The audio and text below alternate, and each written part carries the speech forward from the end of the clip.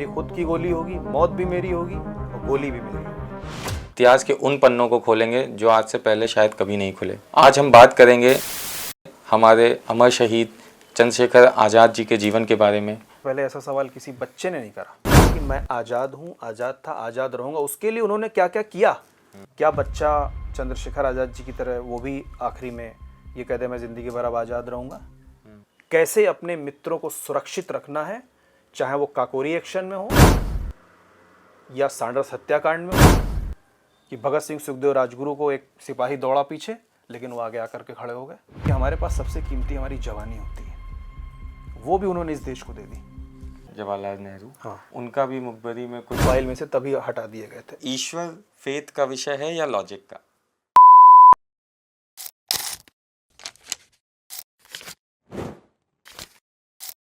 Welcome to literary land readers club. आज का podcast बहुत ही खास होने वाला है क्योंकि आज हम इतिहास के उन पन्नों को खोलेंगे जो आज से पहले शायद कभी नहीं खुले। आज हम बात करेंगे हमारे अमर शहीद चंद्रशेखर आज़ाद जी के जीवन के बारे में। मैं स्वागत करता हूं इस पॉडकास्ट में चंद्रशेखर आज़ाद जी के पोते श्री अमित आज़ाद जी का। भैया बहुत बहुत स्वागत है आपका। और मैं इस बातचीत के लिए बहुत ज़्यादा क्यूरियस था, बहुत ज़्यादा कुछ जानने के लिए मैं बेताब था।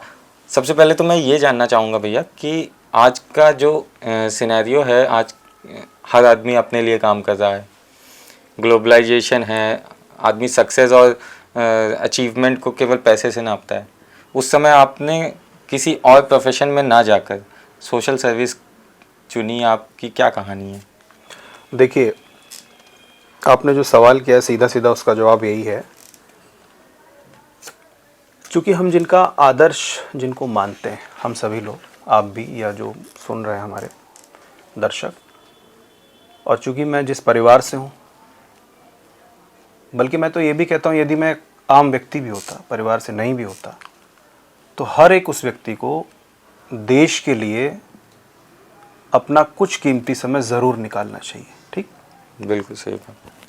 आपका सवाल था मेरे लिए, तो जिस विरासत से मैं हूँ जी, उसको मद्देनज़र रखते हुए इस देश के लिए मैं क्या और कर सकता था। मैं तो ये कहता हूँ कि ये जो मेरा एक जीवन है ना, ये भी कम है देश के लिए, कुछ देश को कुछ देने के लिए। क्योंकि हम जिनको आदर्श मानते हैं, चंद्रशेखर आज़ाद, भगत सिंह, अशफाक उल्लाह खान ठाकुर, रोशन सिंह, राजेंद्र लाहिड़ी, महाराणा प्रताप या छत्रपति शिवाजी महाराज, क्या इनके पास बड़ी बड़ी सल्तनत नहीं थी? क्या जरूरत थी इनको लड़ने की? वहीं दूसरी तरफ एक चंद्रशेखर आज़ाद बहुत गरीब परिवार से थे। वो चाहते तो अपने लिए बहुत कुछ खड़ा कर सकते थे, जिस परिवार से मैं आता हूँ। जी, सही कह रहे हैं। उनके पास करने को बहुत कुछ था, अपने जीवन के लिए कर सकते थे, अपने परिवार के लिए कर सकते थे, लेकिन नहीं, वो लड़े, वो देश के लिए। बचपन से ही मैं आज़ाद हूँ, आज़ाद था, आज़ाद रहूँगा, संकल्प ले लिया, संकल्प देश के लिए। मेरी बात थोड़ी दूर तक पहुँच जाती है, लेकिन जो आपने पूछा है उसका यही है कि बस उसी को आत्मसात करते हुए हमने भी जो भी हमारा आगे का जीवन था, मैंने यही चुना कि मैं भी वही करूँगा जो हमारे पूर्वज करके गए। क्योंकि देखिए, होता क्या है, हम अगर जिनका नाम ले रहे हैं, आपने कहा मैं चंद्रशेखर आज़ाद का पौत्र हूँ जी, या इस देश में बहुत सारे ऐसे लोग हैं वो किसी न किसी परिवार के तो है ही हैं, आप भी परिवार का किसी परिवार से जी। तो आप भी यदि कहीं मंच पर खड़े होकर जब गर्व से कहते हो, कहोगे कि मेरे पिताजी ये करके गए, जैसे मैं आज कहता हूँ कि चंद्रशेखर आज़ाद, हालांकि मेरे ही नहीं हो तो पूरे देश के गर्व है, पूरे देश के, ठीक है। तो आप भी, हम चाहेंगे हम भी कुछ ऐसा करके जाएं, जो आने वाली हमारी आगे पीढ़ी है वो भी कल को खड़ी होकर कहे कि मेरे भी पिताजी थे, ये करके गए थे। तो जो आपका सवाल था वो यही था कि मैं भी ऐसा कुछ करूं, क्योंकि ये मेरा समय है, ये मेरा समय है। आज मैं हूं, वो जब थे वो उनका समय था, वो भगत सिंह का समय था, उनका समय था, चंद्रशेखर आज़ाद का समय उनका था। आज मेरा समय है, मैं क्या कर सकता हूं देश के लिए, मोटा मोटी इसलिए मैंने इसको चुना और अंतिम श्वास तक इस पर ही चलूंगा। तो आपकी प्रारंभिक जीवन की शिक्षा वगैरह कहाँ से हुई? लखनऊ से। लखनऊ? हाँ, लखनऊ। और उसके पहले मैं बताऊं आपको जी, मेरे लिए भी गर्व का विषय है। प्रारंभ में हमने शाहजहानपुर उत्तर प्रदेश, शाहजहानपुर, जिसको शहीदों की नगरी कहा जाता है, जहाँ पर अशफाक उल्लाह खान आज भी परिवार रहता है उनका, ठाकुर रोशन सिंह, राजेंद्र लाहिड़ी, राम प्रसाद बिस्मिल, प्रेम किशन खन्ना, ये सब वहीं के थे। इनके परिवार अभी भी वहाँ हैं? हाँ, कुछ के हैं, कुछ के नहीं हैं, क्योंकि जो जैसे राम प्रसाद बिस्मिल का परिवार अभी नहीं है वहाँ पे। अशफाक साहब का परिवार है, उनके पौत्र हैं अशफाक जी, वो भी वहीं पे। तो हमारे जो पिताजी थे उनको प्रेम कृष्ण खन्ना जो काकोरी कांड में थे जी, उन्होंने बुला लिया था शाहजहानपुर, और वहीं पर मेरी भी शिक्षा दीक्षा हुई, शुरू की बाबा विश्वनाथ बाल विद्या मंदिर में। और उनसे ही सारी चीज़ें भी हमने सुनी खन्ना जी से, क्योंकि काकोरी में वो मेन थे रॉबरी में।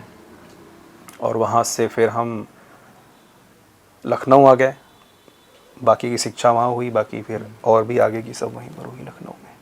अच्छा भैया, हम लखनऊ में ही हैं। अभी भी आप लखनऊ में ही हैं।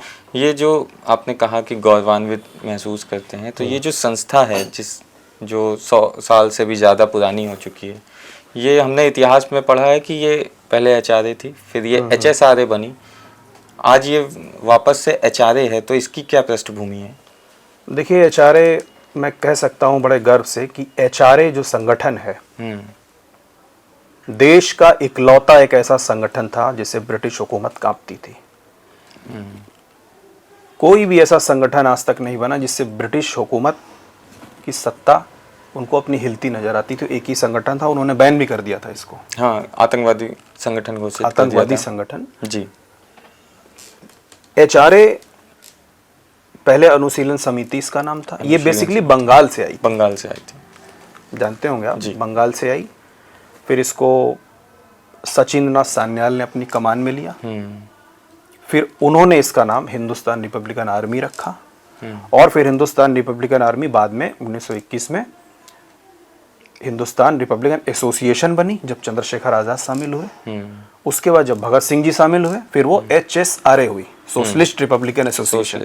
ठीक, क्योंकि भगत सिंह, शहीद आजम भगत सिंह सोशलिस्ट विचारधारा के थे, तो उन्होंने कहा ये सोशलिस्ट होगी। और उसके बाद सभी को पता है इसने देश में बड़े बड़े किस तरह से ऐसे काम किए जिससे अंग्रेजी सत्ता यहाँ से भागी।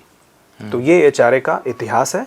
और मैं पुनः कहना चाहूँगा, आज भी वो एचआरए, ये यहाँ पर मैं गर्व से सीने पर इसका बिल्ला लगाकर घूमता हूँ।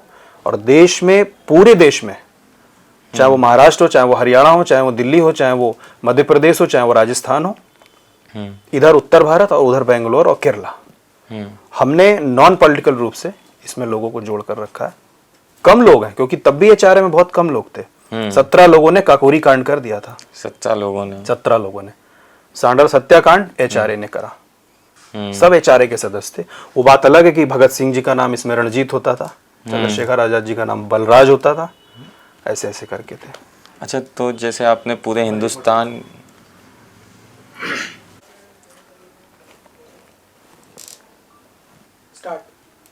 आपने अभी कहा अमित भैया कि आप पूरे हिंदुस्तान में एचआरए को लेकर आगे बढ़ रहे हैं, एचआरए के मेंबर्स बन रहे हैं जी।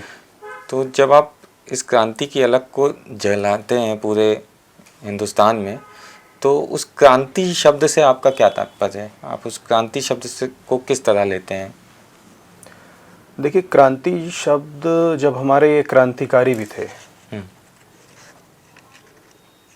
किसी भी कार्य को एक युद्ध स्तर पर जब हम करते हैं ना, तो कहते हैं हम क्रांति कर देंगे। ये आज का भी मुझे लगता है फलसफा यही होना चाहिए। तो क्रांति मीन्स यूँ कहता हूँ कि मैं, जैसे आज मैं कह रहा हूँ कि हमारे कहते हैं ना, काकोरी कांड से नई क्रांति उत्पन्न हुई, विचार तेजी से फैले, एक जन सैलाब उठा।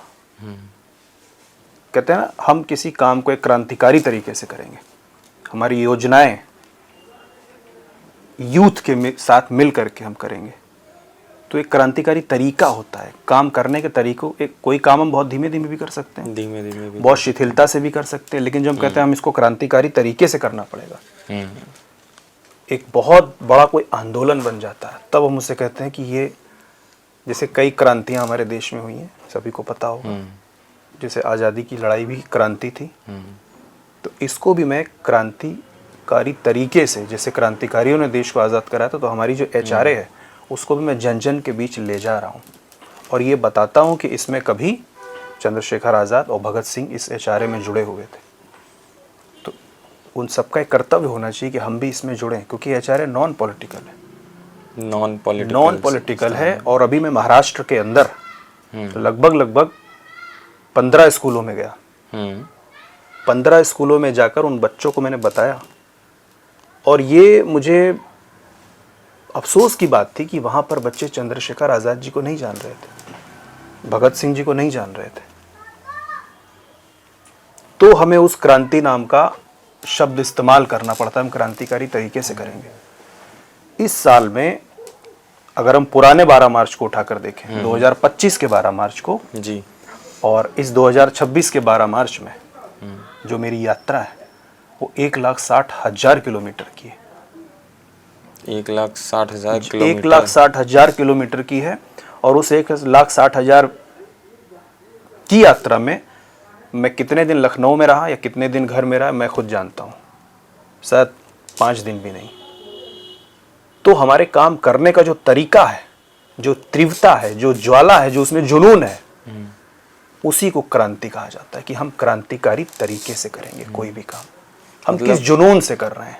जनमानस में जो एक क्रांति शब्द से ख्याल आता है कि अंग्रेजों के खिलाफ गोली बंदूक और बारूद का इस्तेमाल, ये गोली बंदूक और बारूद नहीं है, ये वैचारिक क्रांति है, विचारों की क्रांति है, वैचारिक क्रांति है, युवाओं के बीच ले जाने की क्रांति है। उन क्रांतिकारियों को उन युवाओं तक ले जाना ही आज की क्रांति है। जब हम क्रांतिकारी शब्द इस्तेमाल करते हैं तो दिमाग में चंद्रशेखर आज़ाद और भगत सिंह, ये दो नाम एकदम पॉपअप होते हैं अचानक से। बिल्कुल बिल्कुल, क्योंकि देखिए क्रांति ऐसा नहीं है, जब देश को आज़ाद हुआ उन्होंने, उनका मकसद था देश को आज़ाद करना, लेकिन एक क्रांतिकारी तरीके से। क्रांति का मतलब कुछ भी करके, कुछ भी का मतलब वो चाहे हिंदू थे चाहे मुसलमान थे। एक उदाहरण मैं देता हूँ, एक जब वो थाली में खाना खाते थे तो चंद्रशेखर आज़ाद एक ब्राह्मण इधर होते थे, भगत सिंह सिख फैमिली से उधर होते थे, राम प्रसाद बिस्मिल छत्री फैमिली से होते थे, सामने अशफाकुल्ला खान मुस्लिम होते थे, लेकिन एक थाली में खाते थे। वो थाली भारत थी, देश को आज़ाद कराना था। भारत माँ उनकी माँ थी, उनके लिए अपनी माँ भी उनकी माँ नहीं, सबने अपने अपने घर छोड़ दिए थे, सबने अपने अपने घर छोड़ दिए। क्रांति, क्रांतिकारी तरीके से देश को आज़ाद कर, तो ये क्रांति की परिभाषा होती। जब हम सब कुछ दांव पर लगा देते हैं तब वो काम हमारा काम नहीं, क्रांति बन जाता है, तब वो काम क्रांति बन जाता है। ठीक कह रहे हैं। तो भैया आप चंद्रशेखर आज़ाद जी की फैमिली से हैं। हम लोग जब चंद्रशेखर आज़ाद जी के जीवन को जानते हैं तो वो घटना थी जब न्यायालय में वो अपना नाम आज़ाद बताते हैं, लेकिन आपके परिवार में इससे पहले की भी कुछ उनके बचपन की किस्से कहानियां रही होंगी जो आप लोग आपस में सुनते सुनाते रहे होंगे। उनमें से कोई एक किस्सा अगर आप बताना चाहें तो बताएं। पहले तो जो बात आपने कोट करी है जी, उसको मैं थोड़ा सा विवरण से बता देता हूँ। जो न्यायालय का किस्सा है जी, वो जो उनका आज़ाद का संकल्प था कि मैं आज़ाद हूँ, आज़ाद था और आज़ाद रहूँगा, वहीं से वो आज़ाद बने, वहीं से आज़ाद बने। जब वो जेल तो कहा गया, क्योंकि आज़ाद कभी जेल नहीं गए, वो सिर्फ कहने की बात है। जेल के बाहर ही आज वहाँ पर बाउंड्री उठ गई है, थोड़ा जेल आगे बढ़ गई है। 1898 की बनारस में जेल है, उसके बाहर लिखा हुआ। अच्छा, बनारस में वहाँ ले जाए गए और वहाँ पर जब जज ने पूछा कि तुम्हारा, जज ने पूछा क्या नाम है तुम्हारा, एक उनके लिए एक अदालत छोटी सी लगाई गई थी। उनसे तब पूछा कि कहाँ रहते हो, तब उन्होंने कहा कि मैं जेल खाने में रहता हूँ। फिर पिता का क्या नाम, उन्होंने कहा पिता का नाम स्वतंत्र है। माता का क्या नाम है, आज़ादी। रहते कहाँ हो, जेल खाना। तुम्हारा क्या नाम है, तब उन्होंने कहा कि मेरा नाम आज़ाद है। तब से वो आज़ाद आज़ाद आज़ाद, क्योंकि मैं, आपने पूछा नहीं लेकिन मैंने इसलिए बताया क्योंकि आपने कोट करा, और यहीं से वो आज़ाद बने। क्योंकि ये जो कोर्ट वाली घटना है, मींस जेल के बाहर वाली, ये उनके संकल्प का आखिरी दिन भी बनी थी। संकल्प का आखिरी संकल्प उसी दिन उनका मतलब टूटा नहीं, पूरा किया। जब वो बलिदान उनका हुआ तब उन्होंने संकल्प पूरा करा। जब वो आखिरी गोली उन्होंने मारी कि मैं आज़ाद हूँ, आज़ाद हूँ, कि इंग्लैंड के लोहे ने ऐसी गोली नहीं बनाई जो आज़ाद के शरीर को भेद सके। सही। आजाद था, आजाद हूं और आजाद, इसी के लिए तो लोग जानते हैं चंद्रशेखर आजाद को। इनकलाब जिंदाबाद के लिए भगत सिंह जी को जानते हैं, भगत सिंह। और मैं आजाद था, आजाद हूं, आजाद रहूंगा। क्योंकि हम इनको क्यों मानते हैं, किसी भी शहीद को? हम झांसी की रानी को क्यों मानते हैं? क्योंकि उन्होंने कहा था कि मैं मर जाऊंगी लेकिन झांसी नहीं दूंगी। भगत सिंह को क्यों जानते हैं? क्योंकि उन्होंने कहा था कि ये देश मेरा है और विचार की क्रांति आप लोग कभी नहीं मार पाओगे। और चंद्रशेखर आजाद, वैसे तो संकल्पों से ही इनको हम जानते हैं। खैर, आपने जो पूछा, हम चले जाते हैं झाबुआ मध्य प्रदेश, थोड़ा और पहले आते हैं, अगर परिवार की बात आप करें। हाँ, परिवार की। हम जहाँ बैठे हैं इससे बढ़िया जगह नहीं हो सकती। आज मैं कानपुर में ही हूँ, जो लोग सुन भी रहे हैं कानपुर के, यहाँ पर एक पास में भौती गांव है। भौती गांव है, रनिया से पहले। रनिया से पहले है। वो कोई छोटी जगह नहीं है। वहीं पर चंद्रशेखर आजाद जी की जो बाबा जी थे, पंडित टीकाराम तिवारी, वो रहते थे वहां पर। और वहीं पर सीताराम तिवारी, राम भरोसे तिवारी, दोनों का जन्म हुआ। और सीताराम जी जो बदरका उन्नाव सभी जानते हैं, वहां चले आए। क्यों चले आए? क्योंकि दादी जगरानी देवी जी से उनका विवाह हुआ। दादी जगरानी देवी वहीं रहती थी। ठीक, 3 पुत्र हुए, वो नहीं रहे। उससे पहले सीताराम जी का एक विवाह और हुआ, गोविंदा देवी, जो उनकी धर्मपत्नी का नाम था, लेकिन वो भी नहीं रही नहीं, मीन्स वो आई नहीं थी। उसके बाद जगरानी देवी, दादी जगरानी देवी जी से इनके 3 पुत्र हुए, वो भी नहीं रहे। फिर एक पुत्र हुआ जिसका नाम था सुखदेव, बदरका में ही। फिर ये सुखदेव को लेकर के 1899 के आसपास ये चले गए झाबुआ मध्य प्रदेश, जहां पर जन्म हुआ चंद्रशेखर आजाद जी का। और झाबुआ जिले में एक भावरा ग्राम था, जो कि आज चंद्रशेखर आजाद नगर है। और वहीं पर ये मालीगिरी की नौकरी इन्होंने की, वहीं पर उनका पालन पोषण हुआ। हम जो निशाना चंद्रशेखर आजाद जी का कहते हैं, इतना अच्छा था क्योंकि उत्तर प्रदेश, संयुक्त उत्तर प्रदेश प्रांत में अगर कोई भी चंद्रशेखर आजाद जी के मुकाबला कोई कर सकता था उनके निशाने का, तो वो एक ही व्यक्ति थे, पंडित राम प्रसाद बिस्मिल। अच्छा, अगर आजाद के निशाने का कोई मुकाबला कर सकता था तो वही थे और कोई भी नहीं। झाबुआ में आज भी जो लोग जाते हैं वहाँ पर वो देख सकते हैं कि एक ट्राइबल एरिया है, आदिवासी एरिया है। तो वहाँ पर तीर कमान चलाना बच्चों का खेल था। तो आजाद जी को जो पिस्टल चलाना आया, जो निशाना उनका अच्छा था, कहीं ट्रेनिंग नहीं ली उन्होंने, वो तीर कमान से कहीं ट्रेनिंग नहीं ली, किसी एकेडमी में नहीं गए। वो बच्चों के साथ तीर कमान चला चला के वो उनका कब रिवॉल्वर पिस्टल पे निशाना आ गया, क्योंकि हथियार से खेलना आजाद जी के बचपन का ही शौक था। और एक बार क्या हुआ, जब उनका बताता हूं मैं, एक बार वो जो बाग था जिसमें सीताराम तिवारी जी बालीगिरी की नौकरी करते थे, उसमें वो चले गए, कुछ फल मतलब आजाद जी चुरा लाए, छोटे से थे, चुरा के खेल खेल में ले आए, बचपना था, बचपन में। हाँ, लेकिन उनके अंदर कुछ क्रिएटिव, कुछ करने की, बचपन से ही चोर पुलिस का खेल खेलना, और मैं ब्रिटिश हुकूमत का वो हूँ, तुमको मार दूंगा, ऐसा ऐसा करके चलता था वहां पे। लेकिन उस गांव में ही कुछ ऐसी घटनाएं हुई जो ब्रिटिश हुकूमत के उस सिपाहियों ने करी, वो छोटे पर ही उन्होंने वो चीजें देखी थी, लोगों को भागते, लोगों को छुपते, वो उनके घर वहीं से कर गई थी। वो झाबुआ में ही बीज पनप चुका था। एक वो बीज, दूसरा हम कहते हैं ना हमारे डीएनए में कुछ चीज होती है, आपके डीएनए में कुछ होगा, वो आज भी आपके पास होगा, वो कहीं नहीं जाता। अगर महाराणा प्रताप जी थे तो उनका जो पोता आज रहता है उसमें डीएनए आप आज भी जाकर आप देख सकते हो। तो वो डीएनए तो था उनके अंदर, वो लेकर पैदा हुए थे। आजाद तो उनको बनना ही था, लेकिन कुछ गतिविधियां जो होती हैं वो जीवन को उस ओर ले जाती हैं।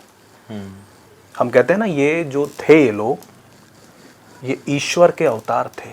वरना 24 साल की उम्र में आज का युवा क्या कर रहा है? 23 साल की उम्र भगत सिंह जी की थी, 24 साल की चंद्रशेखर आजाद जी की थी। आज का युवा क्या कर रहा है उस उम्र में, आप देख सकते हैं, अवलोकन कर सकते हैं। तो ये सब वो वाक्य सिद्ध करते हैं जो कृष्ण भगवान ने बोले थे कि यदा यदा धर्मस्य ग्लानिर्भवति भारत अभ्युत्थानम अधर्मस्य तदात्मानं सृजाम्यहम्। मतलब मैं खुद को रचूंगा। किसके रूप में रचा था? वो आए किसके रूप में आए? चंद्रशेखर आज़ाद के रूप में, भगत सिंह के रूप में। तो ये वही थे, ठीक है। उसके बाद इनका रुख हुआ बम्बई की तरफ। झाबुआ में एक हीरे मोती वाला व्यापारी रहता था, उसके साथ ये चले गए। और चले क्यों गए? जब वो मालीगिरी करते थे जहाँ पर, वहाँ से फल चुरा रहे, तो सीताराम तिवारी जी ने आज़ाद जी को बहुत मारा, छोटे थे, क्योंकि सीताराम तिवारी जी एक सिद्धांतिक व्यक्ति थे। सिद्धांत का पालन करना हमारे पूरे परिवार में पीछे से चलता चला आ रहा। हम इस भौतिक का भी उठाकर देखें, यहाँ भी पंडित का काम करते थे। जब सीताराम तिवारी थे, वो यहाँ भी उनके पास कई ऑप्शन थे, पर उन्होंने किसी की गुलामी करना नहीं स्वीकारा, इसलिए झाबुआ चले गए थे। उसके बाद फिर जो राम भरोसे तिवारी इधर मलियाबाद चले गए, वो भी अपनी पंडिताई, आज भी हनुमान जी का मंदिर बना, ठीक है। और बाद में आपको शायद बीच में भी ये बात आई भी, हनुमान जी ने, चंद्रशेखर आज़ाद जी ने ब्रह्मचारी बन के सतार नदी के किनारे झांसी से 20 किलोमीटर दूर खुद हनुमान जी का मंदिर बनाया, खुद कुआं खोदा, क्योंकि पानी लेने कहीं जाते तो कोई पकड़ सकता था, और हनुमान जी का मंदिर खुद बना, तो पूजा करी। तो वो एक हनुमान जी की पूजा करना हमारे परिवार में रहा ही है, ठीक है। तो वो जो सिद्धांत, मैंने इसलिए लंबा कर दिया बात को, तो जो सिद्धांत है हमारे परिवार में रहे, वो उनके अंदर डीएनए के रूप में आए थे। फिर जब उन्होंने मारा, उससे आहत होकर चंद्रशेखर आज़ाद जी, एक हीरे मोती का व्यापारी था, उसके साथ बॉम्बे चले गए और वहाँ कुछ दिन रहे। लेकिन आज़ाद जी किसी पैसे कमाने के काम में कब तक रह सकते थे? वहाँ से फिर उन्होंने बनारस को रुख किया। उन्होंने कहा मैं ये करने थोड़े ना आया हूँ, अब ये तो मैं कब का करता रहूँगा। बॉम्बे में भी उन्होंने देखा कि मानवता की हत्या कैसे होती है। वहाँ पर मजदूरों को देखा आज़ाद जी ने कि किस प्रकार से मजदूरी लोगों से कराई जाती है, कि मानवता क्या होती है। वहाँ पर उन्होंने देखा कि उनको पैसे नहीं दिए जाते हैं। फिर वहाँ से वो सीधे बनारस का रुख किया उन्होंने। और आज़ाद जी के जो चित्र हैं वो मैं बता सकता हूँ आपको कि किस तरह से हमारे पास है। तो हम लोग जो फोटो देखेंगे चंद्रशेखर आज़ाद जी का जो चित्र है, हम लोग देखते हैं मूछ का ताव दे रहे हैं। अगर पुरानी फ़ोटो आप लोग गूगल से भी देख सकते हैं, लेकिन गौर से अगर एक चीज़ देखेंगे तो उसके आगे एक टेबल आज़ाद जी के आगे रखी है, उसके ऊपर अगर और भी गौर से देखेंगे तो आपको एक पिस्टल रखी दिखाई पड़ेगी। वो पिस्टल था जो आखिरी समय में आज भी प्रयागराज के अंदर रखा हुआ है, कोल्ट का पिस्टल 9mm। वो वही पिस्टल है। उसमें अगर गौर से देखेंगे सब लोग, ठीक है। ये तो हो गई एक पिस्टल की बात। दूसरी बात, वो चित्र कहाँ से आया? वो चित्र है जब काकोरी एक्शन हो चुका था। हम एक्शन कहते हैं, वो तो कांड कहते थे। एक्शन हो चुका था, सभी इधर उधर क्रांतिकारी इधर उधर लगभग पकड़ लिए गए थे। लोगों ने मुखबरी, कुछ के परिवारों ने कर दी, कुछ के अलग अलग, लेकिन आज़ाद जी नहीं पकड़े गए उसमें। हम जेल का एक अभी आपको भेजूंगा, आप लगाइएगा भी इसमें। जेल का भी एक चित्र है, लखनऊ जेल का, जब ये सब पकड़े गए। लेकिन उसमें अशफाक जी नहीं है, बाकी राम प्रसाद बिस्मिल, राजेंद्र लाहिड़ी, ठाकुर रोशन सिंह, ये सारे हैं उसमें। लेकिन और चंद्रशेखर आज़ाद तो आप जानते हैं आखिरी तक नहीं पकड़ेगा। वहां से आज़ाद जी निकले जब काकोरी एक्शन हो गया, और निकल करके ये झांसी पहुंचे। झांसी में एक ही व्यक्ति ऐसा होता था उत्तर प्रदेश में जो क्रांतिकारियों को शरण देते थे अपने यहाँ, वो थे मास्टर रुद्रनारायण सिंह जी। और रुद्रनारायण सिंह जी के यहाँ पर चंद्रशेखर आज़ाद एक भाई के, छोटे भाई के रूप में रहते थे, या उनके भाभी जो उनकी धर्मपत्नी थी, देवर के रूप में रहते थे। वहीं पर जब वो नहा कर निकले और उनके पास एक कैमरा, उन्होंने आग्रह करा कि हमें आपका चित्र चाहिए। तो आज़ाद जी ने मना कर दिया कि हम तो चित्र नहीं दे सकते, क्योंकि यदि उस पूरे मोमेंट में आज़ादी की जो हमारी लड़ाई हुई, सबसे ज़्यादा जो आज़ाद रहा वो क्रांतिकारी सिर्फ चंद्रशेखर आज़ाद थे। इसलिए किसी भी चित्र से किसी भी परिवार, अपने परिवार क्या नहीं रुकते थे, वो वही एक सेफ जगह। तब भी फिर उन्होंने कहा ठीक है ले लो, 2 बार 3 बार उन्होंने बोला बस, और नहा कर निकले। और मास्टर साहब ने अपने कैमरे से लिया, और लेने के बाद जब आज़ाद जी वहाँ से चले गए, और जाने के बाद प्रयागराज से उन्होंने, तब इलाहाबाद होता था, अभी तो हुआ प्रयागराज, वहाँ से उन्होंने अपने मित्र भगवान दास माहौर और सदाशिवराव मलकापुरकर, जो जानते होंगे उनके मित्रों को, उनको भेजा कि मास्टर साहब क्या जाओ, मेरे चित्र वहाँ खिंच चुके हैं, वहाँ प्लेटें हैं, तब निगेटिव नहीं प्लेटें होती थी, और उन प्लेटों को तोड़ दो जा करके। मास्टर साहब से कहिएगा कि ये मेरी आज़ादी को खतरा हो सकता है इससे। तो तो ये दोनों गए मास्टर साहब के यहाँ और उनसे कहा, तो मास्टर साहब ने कहा कि मैंने कुछ सोच कर ही उनका चित्र लिया है, लेकिन हाँ पंडित जी ने अगर तुमको भेजा है आप लोगों को तो उनको बोल दीजिएगा कि हमने तोड़ दिए, उनको बोल दो जाकर। लेकिन जिस डर से वो दोनों गए थे उस डर को उन्होंने दूर किया और अपने ही घर में एक बाउंड्री उठाई, कमरे में दूसरी दीवार, उसके पीछे वो प्लेटें रख दी और दीवार फिर से हटाकर पेंट कर दी पूरी लगाकर। बाद में कई वर्ष बाद वो दीवार तोड़ी गई, तब वो पेंट पीछे से प्लेटें निकली, डेवलप हुई, तब वो फोटो हमारे पास आई। तो ये तस्वीरें कहाँ से आई, ये तो एक ये किस्सा हो गया। दूसरी तस्वीर एक और है, आज़ाद जी 14 वर्ष के थे जब, बनारस की है वो।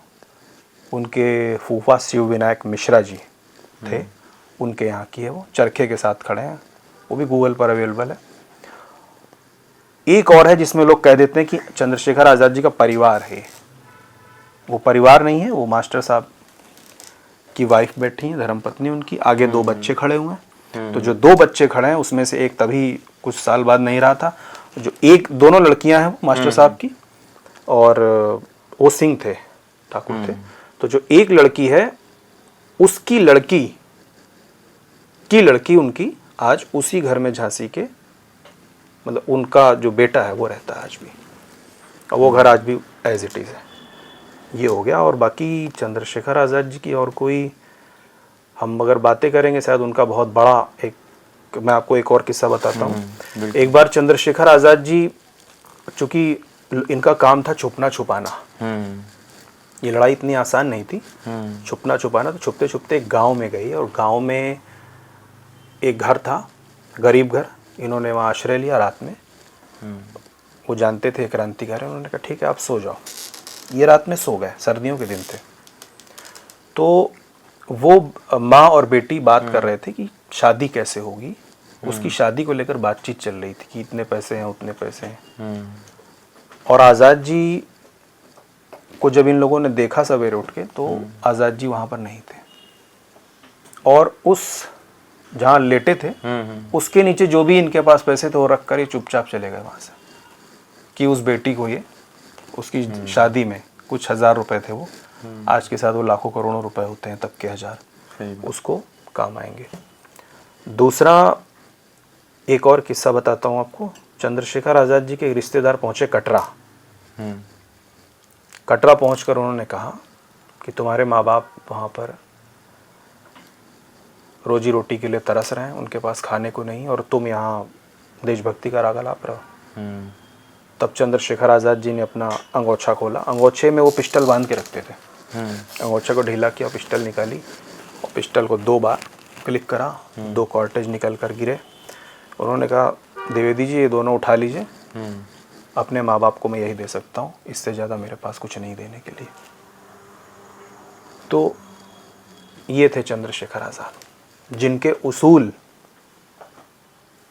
फौलाद की तरह थे, जिनके सिद्धांत। मैं अभी एक विद्यालय में गया, कटनी मध्य प्रदेश, साइना इंटर कॉलेज।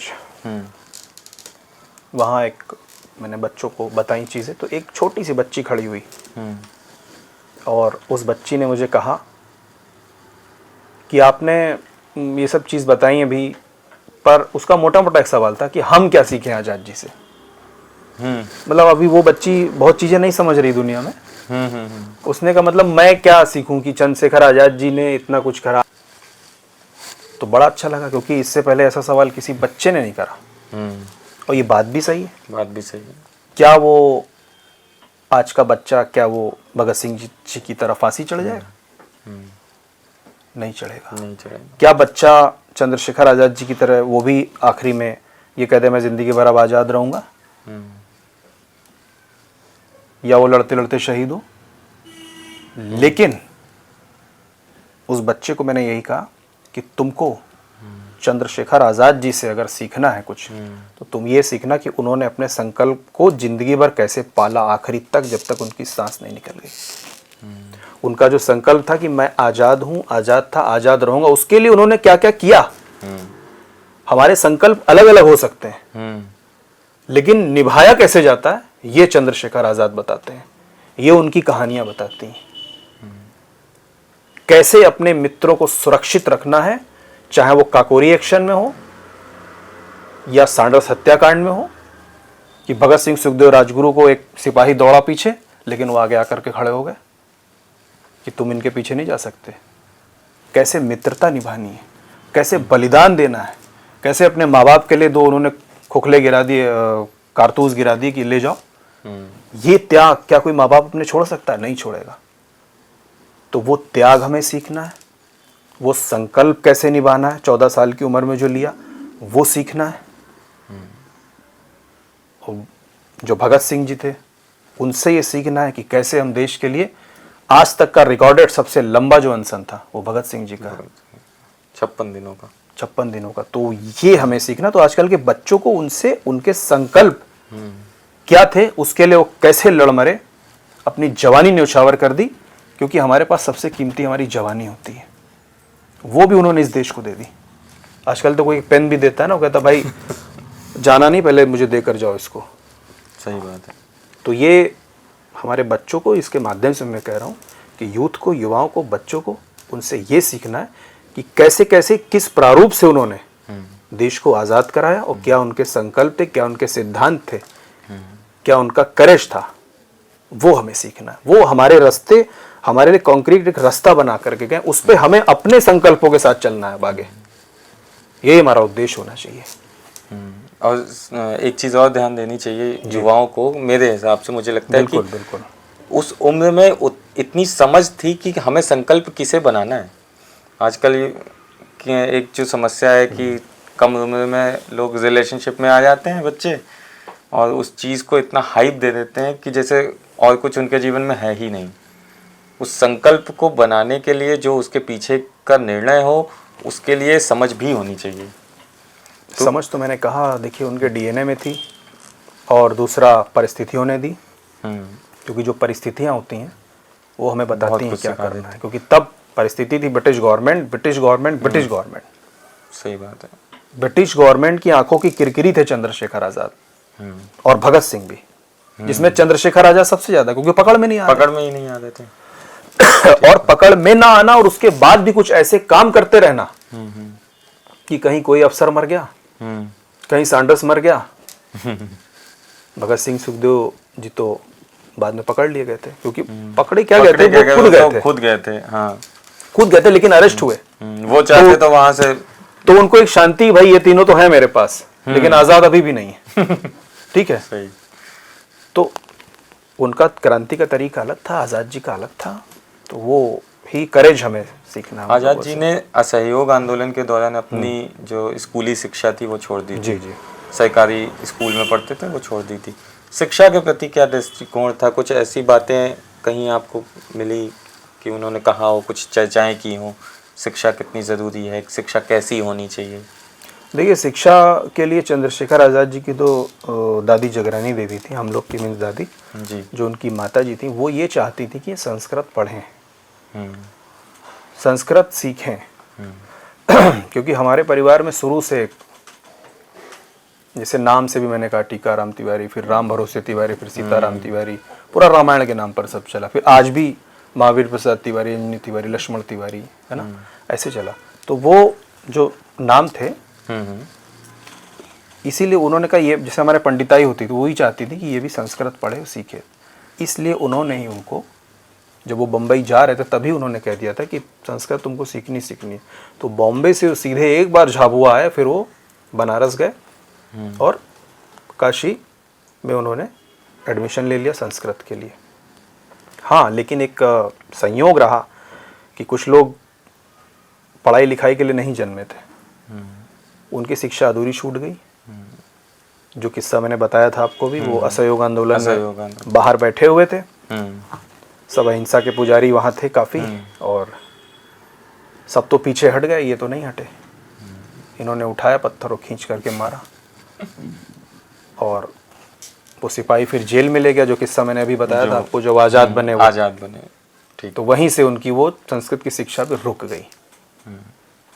पढ़ना वो चाहते थे, उनकी माता जी पढ़ाना चाहती थी, लेकिन वो शिक्षा वहीं पर थम गई। और फिर उन्होंने एक अलग ही शिक्षा पूरे देश को दी, जो आज सारे युवक उस पथ प्रदर्शक पे चल रहे हैं। सही बात है। मतलब इतने साल, मतलब दशकों के बाद आज भी वो प्रेरणा का स्रोत है। प्रेरणा के स्रोत है, बड़े बड़े लोगों के प्रेरणा के स्रोत है। बड़े बड़े लोगों के लिए आज शायद आपकी जो लिटरली लैंड है यहाँ पर भी उनकी पुस्तकें होंगी, ऐसा मैं मानता हूँ ज़रूर। या यहाँ पर भगत सिंह की जेल डायरी है। तो ये वो करके गए, ये करके गए। जो हमें अच्छा, हमने इतिहास में अक्सर देखा है कि मतलब कोई भी युद्ध हो या फिर कोई भी ज़रूरी व्यक्ति है जो देश के लिए काम कर रहा है, हमने अक्सर पीठ पे खंजर खाया है। उस वजह से हमें हार का सामना करना पड़ा। और यही किस्सा हुआ जब आज़ाद जी को अल्फ्रेड पार्क में घेराव कर लिया गया।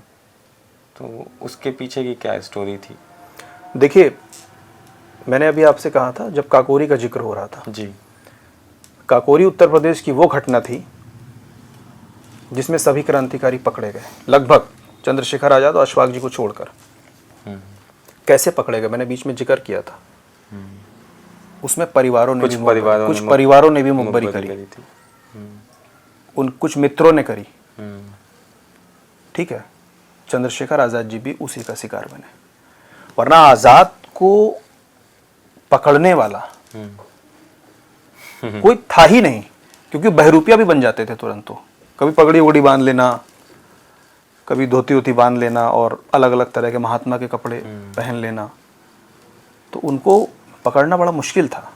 सजग तो थे ही अपनी आज़ादी के लिए, इसीलिए उन्होंने फोटो तोड़ने तक का वो आदेश दे दिया कि भाई तोड़ा उसको। लेकिन हुआ क्या, एचआरए के ही एक सक्रिय सदस्य थे वीरभद्र तिवारी। ये उरई के रहने वाले थे, इसी एचआरए में थे वो। कई जगह पर कई ऐसे जब ये लोग जाते थे सेठों के यहाँ हथियारों के लिए, पैसे वगैरह वहाँ से निकालने जाते थे, तो वो व्यक्ति कई जगह पर आज़ाद जी ने यहाँ तक खुद पाया कि कई बार वो गलत चीज़ों में लिप्त थे, तो उनको एचआरए से बाहर कर दिया गया था। अच्छा। और जब एचआरए से बाहर कर दिया गया कि तो उन्होंने सोचा कि हम अब मेन आज़ाद जी ही थे कि इनकी वजह से बाहर हुए, तो उन्होंने कहा इनको हम पकड़वा देंगे ब्रिटिश हुकूमत से। लेकिन किसी को भी इतना नहीं पता था कि ये वीरभद्र इतने गिर जाएंगे। ठीक है, कटरा में सुबह 8 बजे निकलते हैं चंद्रशेखर आज़ाद जी सिराज के साथ। पूरा घटनाक्रम बताता हूँ मैं। सिराज के साथ निकलते हैं, सिराज मतलब उनका नाम सुखदेव राज था। उनके साथ निकले और पहुँचे आनंद भवन सुबह प्रयागराज में। पंडित मोतीलाल नेहरू जी, जो कि जवाहरलाल नेहरू जी के पिताजी थे, और वो मोतीलाल नेहरू जी क्रांतिकारियों की मदद करते थे। ठीक है, तो ये भी गए वहाँ पर। इनको किसी ने कहा कि आप जाइए, आपको पैसे वगैरह मिलेंगे वहाँ अपना संगठन चलाने लिए, क्योंकि एचआरए की सिर्फ और सिर्फ जिम्मेदारी आज़ाद जी पर बची थी। भगत सिंह जी भी जेल में थे। 1929 में ही असेंबली बम कांड हुआ, वहीं पकड़ लिए गए थे। ठीक है ना। अब पूरे संगठन की जिम्मेदारी चंद्रशेखर आज़ाद जी पर थी, तो इन्होंने पंडित मोतीलाल नेहरू जी से मिलने का निर्णय नहीं कि हमारी मदद होगी आनंद भवन से। ये गए वहाँ पर, तो अंदर मिले उनसे, तो मिले पंडित जवाहरलाल नेहरू, वो मिले नहीं। क्योंकि वो मिले इसलिए नहीं क्योंकि उनको था भी हैं, लेकिन वो फरवरी में ही 7-8 फरवरी को ही मोतीलाल नेहरू जी नहीं रहे थे। 1931 में ही ठीक वो नहीं रहे थे। तो उन्हें लगा पर पार्टी चलेगी आगे भी, लेकिन वो नहीं चली। और उन्होंने जवाहरलाल नेहरू जी ने कहा कि ऐसा है, तुम ये जो रास्ता तुम्हारा है ये ठीक नहीं है। क्रांति का ये जो रास्ता आपने अपनाया बिल्कुल भी ठीक नहीं है, ऐसे हमको कभी आज़ादी नहीं मिलेगी। आप जाइए और जो हम लोगों का तरीका है हिंसा का है, उसी से ही बात बन सकती, गांधी जी के सिद्धांतों पर ही चल कर। तो आज़ाद जी को नागवार गुजरी, वहाँ से वो निकले। जो पैसे वो कोई नहीं लिए, वो दे भी रहे थे। फिर वो निकल कर 8:30 बजे उन्होंने आनंद भवन छोड़ दिया और वो पहुँच गए प्रयागराज का जो पार्क है अल्फ्रेड पार्क। अब वो अल्फ्रेड स्ट्रीट होती थी, मीन्स जो पार्क था उसके बाहर एक अल्फ्रेड स्ट्रीट होती थी, उसी के नाम पर अल्फ्रेड पार्क था। ठीक है, ये पहुंचे, अपनी साइकिल थी इनके पास, सिराज जी थे, वो पार्क के अंदर गए। तो पार्क के बाहर भी वीरभद्र तिवारी बैठा हुआ था। ठीक है। इन्होंने उसको नज़रअंदाज किया, पार्क में गए, और पार्क में जाने के बाद जहाँ पर आज आप प्रयागराज गए हैं कभी? ठीक है, प्रतिमा जो लगी हुई है सामने, ठीक है, तो वो पहले थोड़ा नीचे थी उस जगह, आज वो उठा दी गई है लेवल, पार्क लेवल पे था, पार्क वही है। तो जहाँ पर गेट है वहीं पर नॉट बाबर की गाड़ी आकर रुकती है और फायर होता है, पहला फायर। जो आज़ाद जी बैठे थे, जो प्रतिमा थी उस वहाँ पर एक पेड़ होता था जामुन का, जामुन के पेड़ के बगल में उनकी जो टांग थी वो इतनी टांग दिख रही थी, पलती मार के बैठे हुए थे। तो उस टांग पर फायर कर दिया not Babar. Not Babar Uttar Pradesh superintendent of Uttar Pradesh police, ठीक है। फायर कर दिया। फायर करने के बाद चूंकि उनकी बोन यहाँ से टूट गई थी, इसलिए वो वहाँ से बिल्कुल भी नहीं भाग पाए। तुरंत उन्होंने, सुखदेव राज जो साथ में थे, उनका वक्तव्य है, तुरंत उन्होंने कहा कि हम तो बात कर रहे हैं, तो भैया ने तुरंत पिस्टल निकाली और पीछे जब फायर किया तब मैंने देखा कि पुलिस आ चुकी, कि भैया इतने सजग रहते थे कि क्या हुआ क्या एकदम से। तब तक देखा पीछे नॉट बाबर, और भैया ने उसकी कलाई पे गोली मारी और पिस्टल नीचे गिर गई। एक गोली अपने घुटने में खाने के बाद उन्होंने फौरन गोली मारी। और हाँ, वो चाहते तो नॉट बाबर के यहाँ भी मार सकते थे, लेकिन कलाई पर यो मारी कि उसका रिवॉल्वर छूट जाए और अगली कार्रवाई वो ना कर पाए। उसके बाद सिराज भी फायर करते रहे, लेकिन आज़ाद जी ने फिर कहा कि तुम जाओ यहाँ से, अभी बहुत काम करने। तो कई बार कहने पर फिर सिराज जी निकले वहाँ से। फिर बचे आज़ाद जी। वो काफ़ी देर संघर्ष हुआ वहाँ पर। अंतिम गोली, जैसा कि वो कहते थे हमेशा कि मेरे पास जो अंतिम गोली है वो मेरे लिए है। क्योंकि इन लोगों में बातचीत होती थी, थोड़ा सा मैं पीछे ले जाऊंगा आपको। दिल्ली में आगरा में एक जगह थी, आगरा में एक जगह थी जहाँ दूध की डेयरी भी होती थी, वहां पर ये लोग टिकते थे, बातचीत करते थे, या कभी झांसी में भी। तो ये कहते थे कि आगरा और झांसी में भी, मास्टर रुद्रनारायण सिंह जी के यहाँ पर। तो जैसे भगत सिंह जी कहते थे इनसे कि तुम जब मारे जाओगे, शहीद होगे, या तब तुमको टांगने के लिए जो फांसी का फंदा लगेगा ना, बहुत मोटा होगा, क्योंकि तुम इतने तगड़े हो आज़ाद जी से, ठीक है। और आज़ाद जी कहते थे तुम्हारे साथ पता है क्या होगा, ये उन्हीं के द्वारा, उनके मित्रों द्वारा कही हुई बातें। उन्होंने कहा तुम्हारे साथ ये होगा, तुम इतने लंबे हो कि जब तुमको लटकाएंगे तो जो वो खुलता है ना नीचे, तुम्हारी टांगे नीचे तक छू जाएंगी और तुमको फांसी लगेगी नहीं, बहुत देर, कई बार ट्राई करना पड़ेगा, लंबा तख्ता बनवाना पड़ेगा। तब फिर सुखदेव राज जी ने भी यही बात कही कि हाँ, फांसी का फंडा तो तुम्हारे लिए मोटा बनेगा। तब आज़ाद ने कहा मैं एक बात बोलूँ। तब उन्होंने अपना पिस्टल निकाला और कहीं ये जो बम, तो तब रिवॉल्वर होता था, रिवॉल्वर, इनको पिस्टल बाद में मिला था। अच्छा। उन्होंने कहा रिवॉल्वर देख रहा हूँ, ये बमतुल बुखारा, और इसकी जो एक गोली उनके इस जेब में रहती थी। अगर उनका रिवॉल्वर होता था तो 5 गोली उनके रिवॉल्वर में होती थी। अगर पिस्टल होता था तो 9 राउंड का पिस्टल होता है, सभी को पता है, वो कॉल्ट वाला भी है। तो उसकी जो एक गोली इनकी, उसमें 8 होती थी, एक इधर वाली। तो उन्होंने कहा ये जो है ये मेरे लिए, मुझे कोई फांसी का फंदा नहीं छुएगा, ना ही किसी की गोली लगेगी, मेरी खुद की गोली होगी, मौत भी मेरी होगी और गोली भी मेरी होगी। आज़ाद हूँ, आज़ाद था और आज़ाद रहूँगा। इसलिए हम लोग आज भी याद करते हैं। तो उस समय पर मैं पीछे इसलिए ले गया कि वो उन्होंने फिर वो अपने अंतिम गोली निकाली और मिट्टी को हाथ में लिया और वो मार कर शहीद हो गए। क्योंकि जब पुलिस गई पास में, कई राउंड फायर तो ऐसे ही किए, कहीं जीवित तो नहीं, क्योंकि चंद्रशेखर आज़ाद जी का भय सबको था कि ये पिस्टल, ये मुंह से कम, पिस्टल से ज़्यादा बात करता है। गए, उनकी मुट्ठी जब खोली है लास्ट टाइम, तो उसमें मिट्टी थी, क्योंकि वो मिट्टी लेकर उन्होंने चूमा था, वो अंतिम स्वाद। ये उस पार का किस्सा है। आपने एक बड़े न्यूज़ चैनल में, राष्ट्रीय न्यूज़ चैनल में इस चीज़ की बात कही कि जो हमारे प्रधानमंत्री थे जी, जवाहरलाल नेहरू, हाँ, उनका भी मुखबरी में कुछ हस्तक्षेप था। हाँ, देखिए मैंने क्या कहा, ये बड़ा गंभीर आरोप है, तो इसके पीछे के साक्ष्य या कुछ सबूत या साक्ष्य देखिए यही है। देखिए अगर आप साक्ष्य की बात करोगे तो साक्ष्य उस फाइल में से तभी हटा दिए गए थे जो फाइल बनी थी उनकी, जो पुलिस ने वो बनाई थी उनकी रिपोर्ट, वो पन्ना दूसरे दिन, क्योंकि नॉट बाबर ने दिया था उसमें वो पन्ना कि मुझे कहाँ से फ़ोन आया, वो पन्ना उसी दिन हटा दिया गया। सभी लोग जानते हैं पन्ना हटा दिया गया था। वो हुई वो रिपोर्ट जो superintendent of Uttar Pradesh police ने लगाई थी कि मैं खाना खा रहा था, मुझे इनका फ़ोन आया। हाँ, ये मैं मानता हूँ कि वीरभद्र तिवारी का भी सहयोग था, और 8:30 बजे वहाँ होकर के वो वहाँ पहुँचे, और कोई छोटा मोटा थानेदार सीधे superintendent of Uttar Pradesh police पहुँचता है, तो किस लेवल से फ़ोन गया था। ठीक है, तो ये उसकी कहानी, और जो मैं पीछे से सुनता है, जो हम क्रांतिकारी परिवारों के साथ रहे हैं उनसे सुनते आए हैं, ठीक है ना, कि उस रिपोर्ट में तो ये भी दिखा दिया था कि चंद्रशेखर आज़ाद अपनी गोली से नहीं मरे। अच्छा जी, केवल वो सिनेरियो बनाने के लिए, सिनेरियो इसलिए बनाने के लिए कि हमने मारा, आज़ाद का कोई संकल्प नहीं पूरा हुआ, क्योंकि तो किसी क्रांतिकारी को चाहते ही नहीं थे कि ये इसका नाम हो या इसको पूजा जाए। इसका प्रत्यक्ष उदाहरण ये था कि उस दिन रातों रात उस पेड़ को भी कटवा दिया गया, जामुन का जो वहां लगा हुआ था, ओ भाई साहब, कि कहीं इसकी पूजा ना करने लगे सब। जिस पेड़ के पीछे उन्होंने बलिदान दिया, रातों रात पेड़ कट गया। जब उन्होंने देखा कि उस शीशी में मिट्टी भर भर के ले जा रहे हैं सब लोग, अच्छा। पत्ते उठा करके ले जा रहे हैं। वहाँ की मतलब इलाहाबाद की जनता इस तरीके से प्रेम करती थी, तो उनको मिटाने के भरकस प्रयास हुए।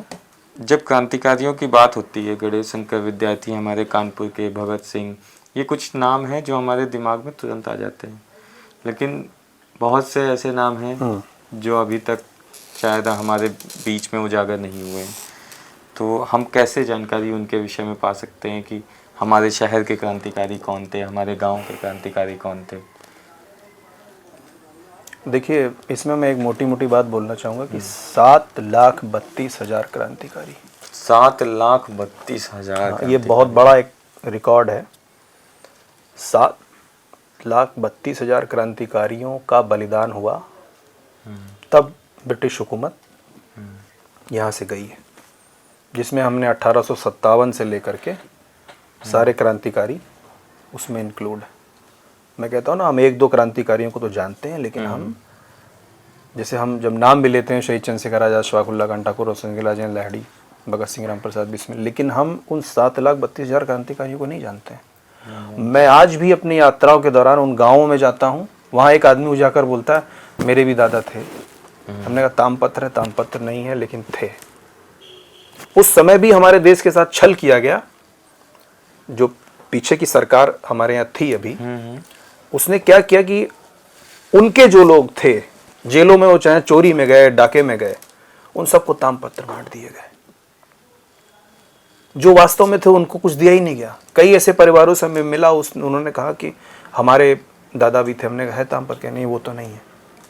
तामपत्र क्या मीन्स एक तामपत्र दिया जाता था, जो भी आज़ादी की लड़ाई में रहा है उसको सरकार देती थी। अच्छा।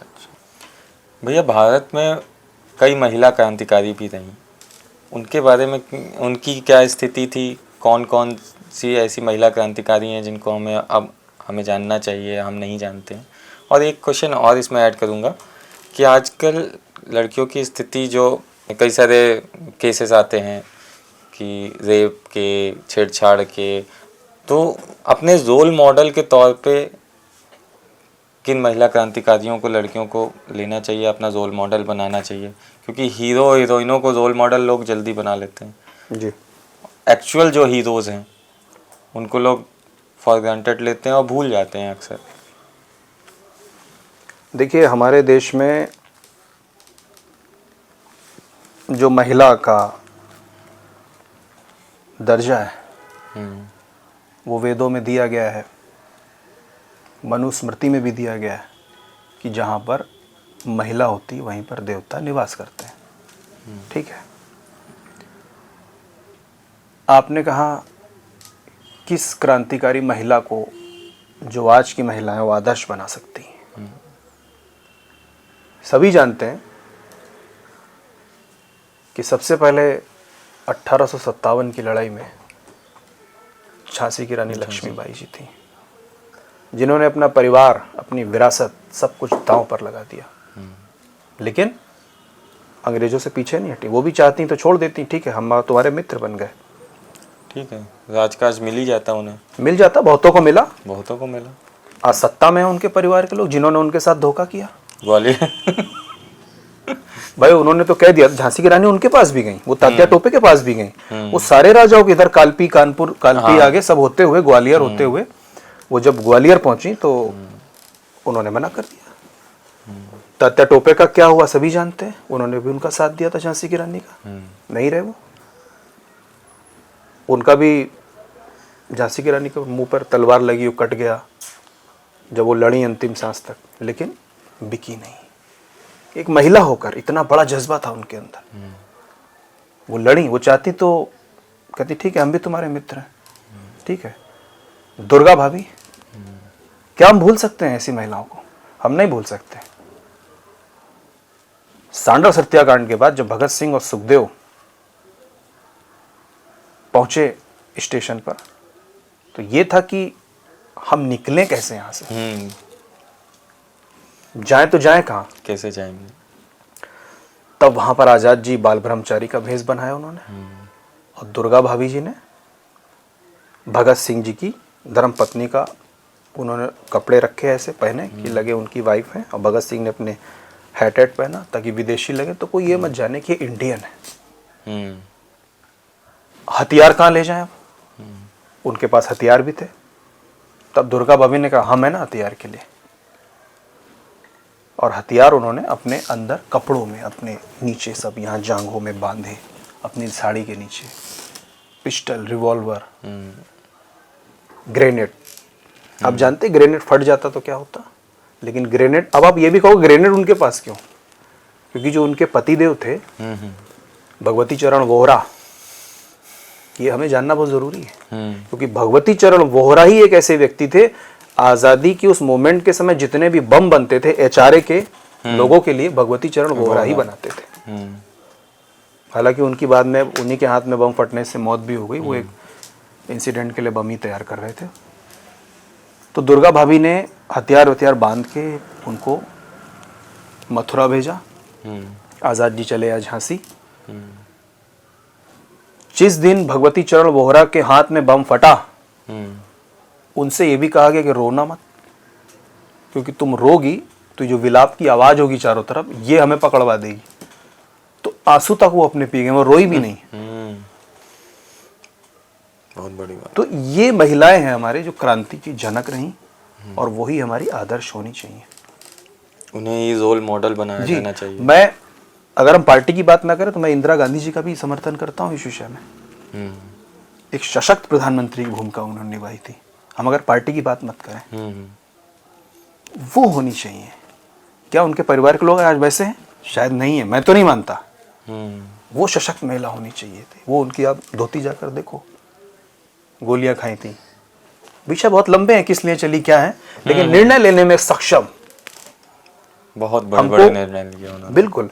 तो वो लेडीजें, वो महिलाएं जो इतिहास रच के गई हैं, वो हमारी रोल मॉडल होनी चाहिए। जो हमारी आज की बहन बेटियां हैं, कहते हैं सोच सुधारिए, सोच भी सुधारनी पड़ेगी, और हमारी माँ बहन बेटियों को भी अपना जो वस्त्र है कम से कम हम ऐसा पहने कि पूरा शरीर और तन ढके हमारा। हमारे पास सांस्कृतिक पोशाकें भी हैं, पहन सकते हैं हम, जो हमारी भारतीयता को दर्शाती हैं और करवान भी करती हैं। आप खादी भंडार में जाएं, जितनी हमारी बहन बेटियां, एक से एक कपड़े वहां पर होते हैं अच्छे। देश का भी प्रतिबिंब बनेंगी, और सशक्त महिलाएं भी बनेंगी, और देश को, क्योंकि जो महिला है वही सशक्त करती है देश को। मैंने हर बार कहा है, जो भी इससे सुन रही है हमारी माँ बहन बेटियां, अगर हमको आज चंद्रशेखर, अभी मैं गया में बोलकर भी आया हूं, अगर हमको आज चंद्रशेखर चाहिए तो पहले हमारी आज की माँ बहन बेटी को जगरानी बनना पड़ेगा। अगर शिवाजी चाहिए तो जीजाबाई बनना पड़ेगा, भगत सिंह चाहिए तो विद्यावती देवी बनना पड़ेगा, सुखदेव चाहिए तो रल्ली थापर बनना पड़ेगा, राजगुरु चाहिए तो उनकी माता जो पार्वती देवी थी, पहले वो बनना पड़ेगा। क्योंकि जब जीजाबाई होगी तभी शिवाजी जन्म लेंगे। तो ये हमारी बहन बेटियों को सोचना चाहिए। जी, बहुत बहुत अच्छी बात कही है आपने। और इस विषय में बस एक चीज़ मुझे लगता है कि वस्तुओं का चयन आज हमें उन पे ही छोड़ देना चाहिए। और ये मेरी सोच थी, तो मैंने बताई आपको, बिल्कुल उन पर हम छोड़ते हैं, लेकिन हमें जो लगेगा वो हम जरूर करेंगे। विवेकपूर्ण निर्णय ज़रूरी है जी। और अच्छा, हम लोग रीडिंग कल्चर को बढ़ाने के लिए काम कर रहे हैं, हमारी काफ़ी देर इस विषय पे बात हुई। जी। तो आपको क्या लगता है कि पुस्तकों का जीवन में क्या रोल है, क्या रोल पहले के समय पे था और आज किन परिस्थितियों से या संघर्ष से वो पुस्तकें जूझ रही हैं? देखिए, पुस्तकों से तो मैं खुद बचपन से प्रभावित हूँ, क्योंकि आज यदि मुझे भी कोई पूछता है तो सबसे पहले यही कहता है कि आज़ाद जी पर कोई अच्छी पुस्तक है क्या?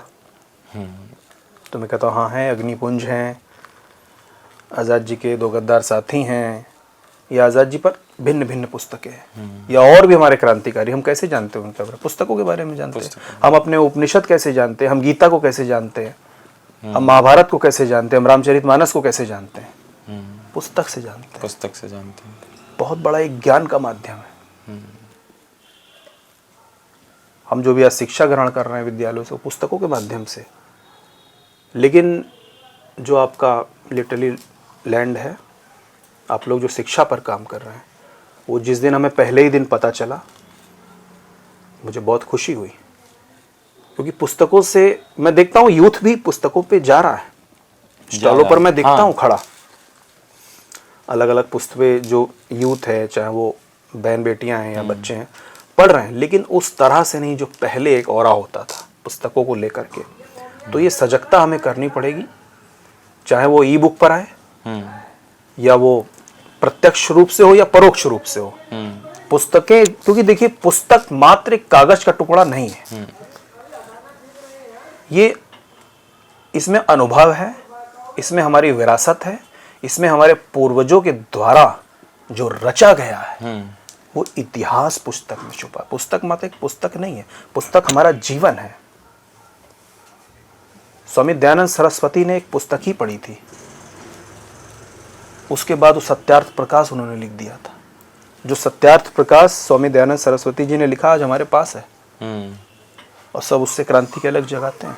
शहीद भगत सिंह जी, पुस्तकों को उन्होंने पढ़ा, और पुस्तकों को पढ़ के तो अपनी फांसी वाले दिन भी पुस्तक पढ़ रहे तो पुस्तक लिख रहे थे। वो पुस्तक आज उनकी जेल की डायरी के रूप में पूरे देश में बिकती है, ओरिजिनल चूंकि भगत सिंह के पौत्र के पास रखी है। अच्छा अच्छा अच्छा जी। आपकी फेवरेट बुक कौन सी? मेरी फेवरेट, मेरी 51 कविताएं अटल बिहारी वाजपेयी जी की, जिसकी मैं एक लाइन भी बताता हूँ आपको, बहुत सुंदर है कि आज सिंधु में ज्वार उठा है, अटल जी के शब्द हैं कि आज सिंधु में ज्वार उठा है, नकपत फिर ललकार उठा है, कुरुक्षेत्र के कण कण में पांजन्य हुंकार उठा है, शत शत आघातों को सहकर जीवित हिंदुस्तान हमारा, और जग के मस्तक पर रोली सा शोभित हिंदुस्तान हमारा। दुनिया का इतिहास पूछता रोम कहाँ यूनान कहाँ है, और घर घर में शुभ अग्नि के दीप जलाता वह उन्नत ईरान कहाँ है। दीप बुझे पश्चिमी गगन में, व्याप्त हुआ बर्बर अंधियारा, किंतु चीरकर तम की छाती, तम मीन्स अंधियारा होता है, किंतु चीरकर तम की छाती चमका हिंदुस्तान हमारा। और राम प्रसाद बिस्मिल जी की कविता की पुस्तक मुझे बहुत पसंद है। अच्छा, क्या नाम है? जिसमें उन्होंने सरफरोशी की तमन्ना, अच्छा अच्छा अच्छा जी ठीक, सरफरोशी की तमन्ना अब हमारे दिल में है, लिखते थे, पढ़ते थे। वो देखिए जितने भी क्रांतिकारी थे सब साहित्यकार थे, ये कोई ऐसा नहीं। अशफाक साहब शायरी लिखते शायराना अंदाज में, भगत सिंह जी मैंने बताया जेल डायरी, और वो चूंकि वो विदेशी कुछ किताबें ज़्यादा पढ़ते थे भगत सिंह जी, है ना, और कम्युनिस्ट। सरफरोशी की तमन्ना अब हमारे दिल में है, देखना है जोर कितना बाजुए कातिल में है, रह बरे राहे मोहब्बत रह न जाना राह में, लज्जते सहरान वर्दी दूर ये मंजिल में है, और वक्त आने दे बता देंगे तुझे आसमां, हम अभी से क्या बताएं क्या हमारे दिल में है। सरफरोशी की तमन्ना अब हमारे दिल में है।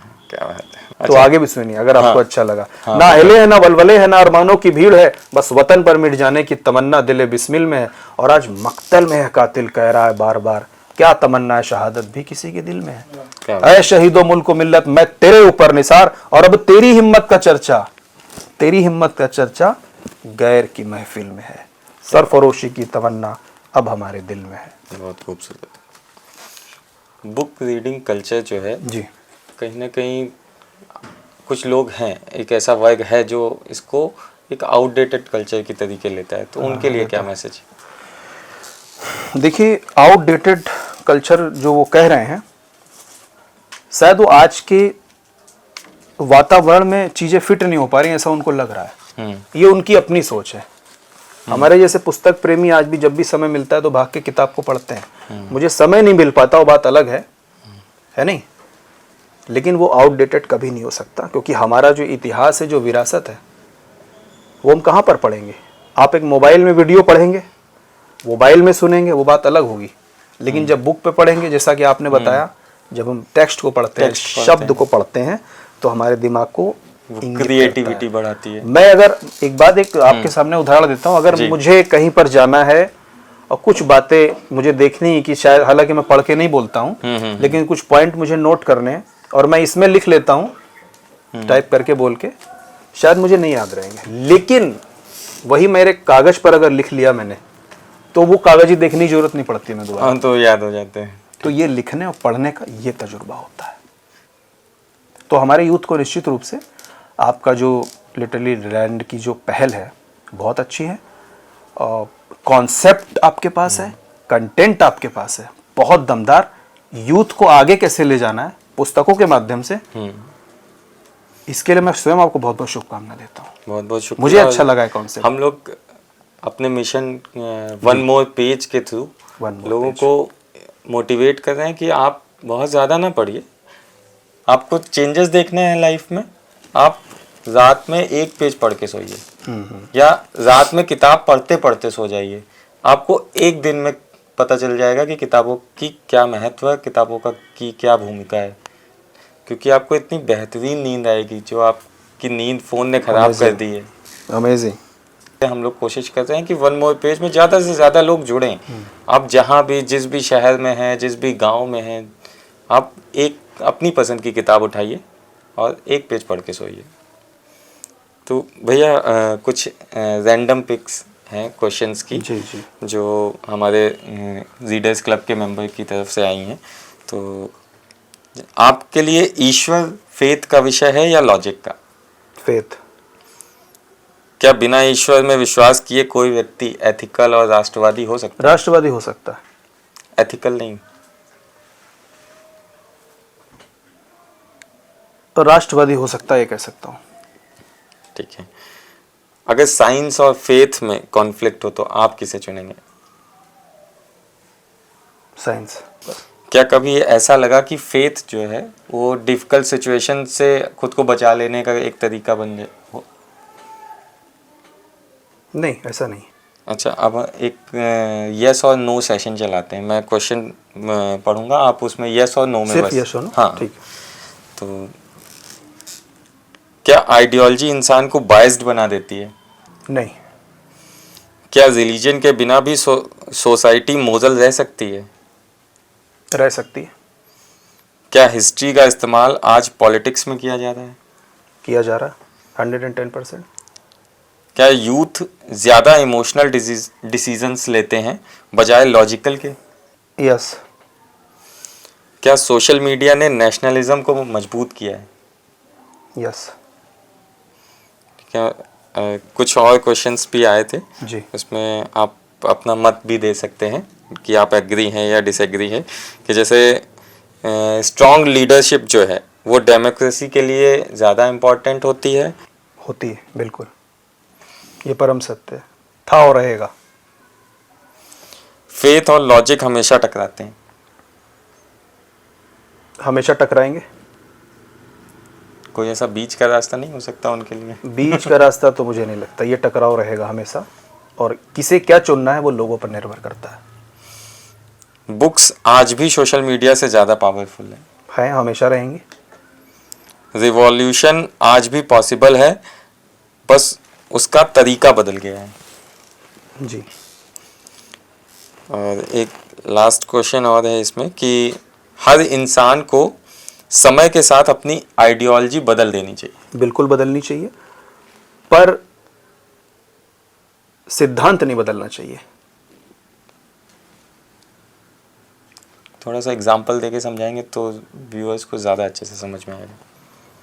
क्योंकि समय, देखिए, मैं जब हमारे क्रांतिकारी थे उस समय कुछ और था, तब ब्रिटिश हुकूमत थी, हमें गोली चलाने की जरूरत थी, हम विचार और पेन लेकर निकलते तो हमें दफन कर दिया जाता, और दफन कर दिए गए बहुत लोग जिनके नाम भी नहीं है आज। लेकिन आज वो नहीं है, आइडियोलॉजी वही रहेगी, लेकिन परिवर्तित हो जाएगा विचार में।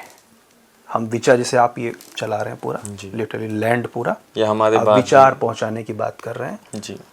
या हम रहेंगे नहीं रहेंगे ये विचार चलता रहेगा? हाँ, क्योंकि हम रहे ना रहे, देखिए हमारे जैसे बहुत पैदा हुए, बहुत चले गए, जिनके हम नाम ले रहे हैं वो भी चलेगा, हम हैं हम भी चले जाएंगे, लेकिन हमें आज क्या करना है, हम क्या करके जाएंगे, वो हमें तय करना। इसलिए मैंने कहा आइडियोलॉजी आज चेंज है। हम भ्रष्टाचार को दूर कर सकते हैं, हम युवाओं के बीच क्रांतिकारियों को लेकर जा सकते हैं, हम गोली नहीं चला सकते, हम लड़ नहीं सकते हैं। सिद्धांत वही है, पावर वही है, ऊर्जा वही है, जुनून वही है, सिद्धांत वही है, लेकिन तरीका वही है जो आपका क्वेश्चन था। कुछ रिसेंट से क्वेश्चन, करंट से क्वेश्चन लिए हैं मैंने कि आपको क्या लगता है भारत के लोगों को जियो पॉलिटिक्स की कितनी समझ है? भारत के लोगों को बहुत समझ है, पहले भी थी, नालंदा और तक्षशिला के समय से थी। वसुधैव कुटुंबकम हम ऐसे ही नहीं कहते हैं, ठीक है। और हमारी विदेश नीति जो है वो पूरे विश्व को एक साथ लेकर चलने, जैसे रशिया हो गया, चाइना हो गया, हमने व्यापार भी किए हैं, हमने समझौते भी किए हैं अच्छे। हाँ, यदि कुछ हम भ्रामक तथ्यों पर यदि ना जाएं तो लगभग सब सही चल रहा है। और वसुधैव कुटुंबकम ही एक हमारा शस्त्र है, हमेशा रहा है, वो हमारा भारत ही कहता है ऐसा। भारत की बहुत पुरानी परंपरा रही है। मेन स्ट्रीम मीडिया को लोकतंत्र का चौथा स्तंभ आज भी कहा जाना चाहिए या नहीं? कहा जाना चाहिए। कुछ लोग गड़बड़ कर रहे हैं, उनकी वजह से पत्रकारिता की जो सत्यता है, मैं फिर वही वापस आऊंगा, भगत सिंह जी की पत्रकारिता, इसी कानपुर में गणेश शंकर विद्यार्थी जी किया उन्होंने प्रेस जो चलती थी, प्रताप प्रेस, उस प्रताप प्रेस में उन्होंने पत्रकारिता की शपथ ली थी। और वही एक पत्रकार थे जो बाद में क्रांति में तब्दील हो गए, आचार्य में जुड़ गए, पत्रकारिता छोड़ दी उन्होंने। तो पत्रकारिता कभी गलत नहीं है, कोई पत्रकार गलत हो सकता है ना। जो तब थी वही आज भी है। अभी एक रिसेंट का केस है कि सोनम वांगचुक जैसा रिनोन्ड साइंटिस्ट जिसने इंडिया को कई सारे मंचों पे सम्मान दिलाया, उनको एनएसए लगा, वो जेल में गए, फिर अभी 6 महीने बाद उन पे एनएसए हटा लिया गया। तो इसको कैसे देखते हैं आप?